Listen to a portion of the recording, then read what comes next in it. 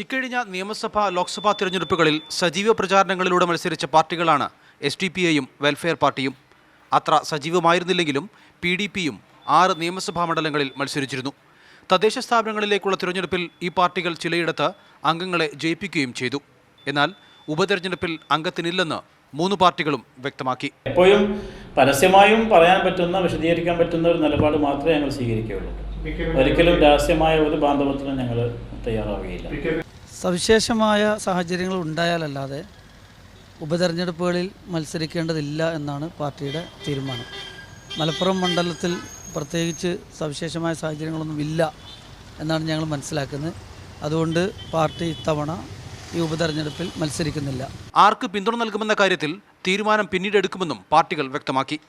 ലോക്സഭാ തിരഞ്ഞെടുപ്പിൽ SDPI മണ്ഡലത്തിൽ 47,853 vote പിടിച്ചിരുന്നു.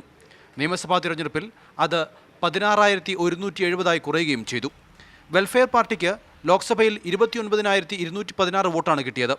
നിയമസഭാ തിരഞ്ഞെടുപ്പിൽ അത് 15,797 കുറഞ്ഞു. അതായത് ശരാശരി 35,000 വോട്ട് ഇരു പാർട്ടികൾക്കുമായി മണ്ഡലത്തിലുണ്ട്. 10,000-ഓളം വോട്ട് PDPക്കുമുണ്ട്. ഈ വോട്ടുകൾ ഏത് ഭാഗത്തേക്ക് തിരിയുമെന്നത് നിർണായകമാണ്. UDFന് ഭൂരിപക്ഷം വർദ്ധിപ്പിക്കാനും LDFന് വിജയത്തിലേക്ക് അടുക്കാനും ഇവ ഉപകരിക്കും. മുഹമ്മദ് നൌഫൽ, മാതൃഭൂമി ന്യൂസ്, മലപ്പുറം.